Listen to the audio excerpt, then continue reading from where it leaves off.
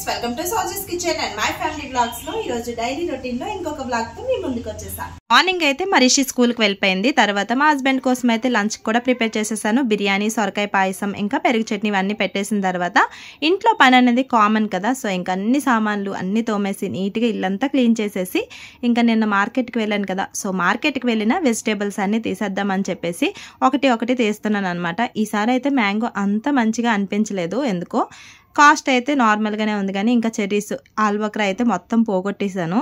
ఎందుకంటే నిన్న నైట్ తీసుకొచ్చినప్పుడు బ్యాగ్లో నుంచి తీసుంటే బాగున్నేమో. సో ఇంకా అదైతే వదిలేసాను అనమాట. ఫస్ట్ టైం తోటకూర తీసుకొచ్చాను, దానికి ఎప్పుడు మోక్షం కలుగుతుందో. సో ఇంకా అలా ఇంకా పెట్టేసిన తర్వాత నాకైతే దానిమ్మకాయలు లేవని చెప్పేసి ఐడియా వచ్చి చూశాను. ఇంకేం దానిమ్మకాయలు, వీళ్ళకైతే వీడియో తీసుకొని ఇంకా దానిమ్మకాయలు అక్కడే వదిలేసాను అనమాట. ఇవన్నీ కూడా ఫ్రూట్స్ అన్నీ ఒకే దగ్గర ఉంటాయి. ఇంకా ఈ చెర్రీస్ ఇవన్నీ వీడియో తీస్తూ ఇంకా మా వర్షి అయితే దానిమ్మకాయ తింటుంది కదా, ఆ బిజీలో చూసుకొని వీడియో తీసుకొని ఇంకా మాకే అన్యాయం జరిగింది. నేనేమో నిన్న వీడియోలో మా ఫ్రూట్స్ తిని అన్యాయం జరిగింది అన్నాను, కానీ అసలైన అన్యాయం మాకు జరిగిపోయింది అనమాట. సో ఇంకా అక్కడే దానిమ్మకాయలు వదిలేసి వచ్చేసాను అనమాట. సో ఇంకా అలా అన్నీ కట్ చేసేసి పెట్టేశాను. ఇంకా కాకరకాయలకి ఇంకా బీట్రూట్కి ప్లేస్ లేక పైన టమాటాల్లో పడేసాను. ఈ ఫ్రూట్స్ అయితే చిదికిపోయాయి అనమాట. ఎప్పుడైనా తెచ్చిన వెంటనే పెట్టేసుకుంటే బాగున్ను. సో ఇంకా అయిపోయిన దానికోసం వేస్ట్. సో ఫైనల్గా ఇంకా ఆఫ్టర్నూన్ లంచ్ అయితే మా వర్షికి అలాగే తినిపించేసి నేను కూడా తినేసి పడుకొని ఈవినింగ్ లేచిన తర్వాత నైట్ కోసం ఆలు పరోటా చేస్తున్నాను. ఇంకా ఇందులో అయితే అల్లం, వెల్లుల్లి, కొత్తిమీర, పచ్చిమిర్చి ఇంత చెదగొట్టేసి చక్కగా మనం ఆలుని బాయిల్ చేసేస్తాం కదా, ఆలుని బాయిల్ చేసేసి అందులోనే కొంచెం జీలకర్ర పొడి, ధనియాల పొడి, ఆనియన్, పచ్చిమిర్చి అంతా కూడా ఈ పేస్ట్ని యాడ్ చేసేసి మంచిగా కలిపేసుకుంటే చాలా టేస్టీగా ఆలు పరోటా అయితే ఉంటుందన్నమాట. ఈ లోపల అయితే డ్యూటీ నుంచి మా హస్బెండ్ వచ్చేసాడు. ఇంకా చేపల మార్కెట్కి వెళ్దామంటే ఇంకెక్కడ వదిలేసాను అనమాట. సో ఇంక వదిలేసి ఇంకా మా పిల్లలు అయితే నార్మల్గా ఉంటుంది, వాళ్ళ డాడీ వచ్చాడంటే వాళ్ళకి ఆనందమే వేరు. రోజుకి ఎన్ని వేషాలు వేస్తారో తెలీదు. సో ఒక్కొక్కసారి మంచి బట్టలతో ఉంటే వీడియో క్యాప్చర్ చేస్తాను, లేదంటే లేదు. కానీ జస్ట్ నార్మల్గా డైలీ కూడా బాగా ఆడుకుంటారు అనమాట. వాళ్ళ డాడీ అంటేనే వాళ్ళకి బాగా హ్యాపీగా ఫీల్ అవుతూ ఉంటారు. ఇంకా ఇప్పుడైతే టైం వచ్చేసి 7:40 అవుతుంది. ఇంకా ఇక్కడ క్లైమేట్ అయితే ఈ విధంగా ఉంటుందన్నమాట.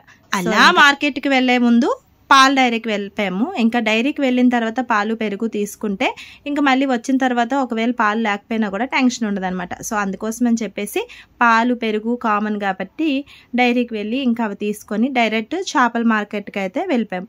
ఇంకా అక్కడ ఫిష్ మార్కెట్కి వెళ్ళిన తర్వాత మా రిషి ఆనందం అయితే అంత కాదు. ఎప్పుడు ఫిష్ మార్కెట్కి తీసుకొని వెళ్ళడు, తనకి నచ్చదు అనమాట. సో ఇంకా అన్ని రకాల చేపలు అలా కొన్ని రకాలు అయితే ఉన్నాయి. ఇంకా ఫ్రాన్స్ అయితే బాగున్నాయి అనమాట. నేనైతే వైజాగ్లో ఉన్నప్పుడు 1 వీక్లో 2 times అయినా ఈ ఫ్రాన్స్ తినేదాన్ని. నాకు అంత పిచ్చి అనమాట. మా ఇంట్లో ఎక్కువగా ఫిష్ అలాగే ఫ్రాన్సే ఉండేది. ఇంకా చికెన్, మటన్ అంటే చాలా తక్కువ ఉండేదన్నమాట. కానీ ఇప్పుడైతే మా ఇంటి దగ్గర ఇక్కడైతే చికెన్, మటన్ ఎక్కువ అయిపోయింది. ఇంకా ఇదైతే తినలేకపోతున్నానని చెప్పి నాకు ఎలా అయినా ఈరోజు ఫ్రాన్స్ కావాలని చెప్తే ఇంకా ఖచ్చితంగా తీసుకున్నాం అనమాట. కేజీ 480 రూపాయలు. సో అవైతే మొత్తం వలిచినప్పటికీ ఎన్ని కూడా రావు. సో ఇక్కడ తీసి కూడా ఇవ్వలేదు, ఇంకా నార్మల్గా ఇచ్చారు. ఇంటికి వెళ్ళాక తీసుకోవాలన్నమాట. సో ఫైనల్గా ఇంకా అలా వచ్చిన తర్వాత అన్ని చేపలు ఇవన్నీ ఏ చేపలో కూడా నాకు తెలియదు. తినడం అయితే తినేస్తాను, కానీ చేపల పేర్లు కూడా అంత అయితే తెలియదు అనమాట. సో ఇంకా అలా మా పిల్లలు అయితే ఎంజాయ్మెంట్ నార్మల్గా లేదు. ఇంకా ఫాస్ట్గా ఇంటికి వచ్చిన తర్వాత 7:30కి అలా వెళ్ళాము. మళ్ళీ 8 కల్లా వచ్చేసాము ఇంటికి. ఇంకొచ్చిన తర్వాత ఆలు పరోటా కెచప్తో తినేశారు. ఇంకా నార్మల్గా వచ్చినప్పుడే ఎగ్స్ ట్రే కూడా తీసుకొచ్చేసాము పిల్లలకి మార్నింగ్ ఇవ్వడానికి. సో ఇంకా పాలు ఒక పక్క పెట్టేస్తే ఇంకా మా హస్బెండ్కి నా కోసం కూడా ఆలు పరోటా చేసేస్తున్నాను అనమాట.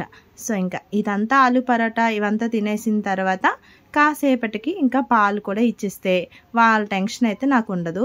సో అందుకే ముగ్గురికి కూడా పాలు ఇచ్చేసాను. ఇంకా రోజు కూడా మేము ఎప్పుడు పాలు తాగేవాళ్ళము. మళ్ళీ కొంచెం బ్రేక్ వచ్చింది మా హస్బెండ్కి నాకు. మా పిల్లలు అయితే డైలీ తాగుతారు, ఈవినింగ్ తాగేవాళ్ళు. కానీ ఇప్పుడైతే నైట్ ఇస్తున్నాం అనమాట. తిని ఇంకా పడుకునే ముందు పాలు ఇచ్చేస్తే హ్యాపీగా వాళ్ళకి మంచిగా నిద్ర పడుతుంది. ఇంకా వాళ్ళైతే అలా టీవీ చూసుకుంటే నేనైతే ఈ రొయ్యలు తీసుకొచ్చాను కదా, దీని పని పట్టాలని చెప్పేసి ఇంకా ఈ రొయ్యల్ని అయితే కొంచెం వాటర్ని వేసుకొని లైట్గా వేడి చేయాలి.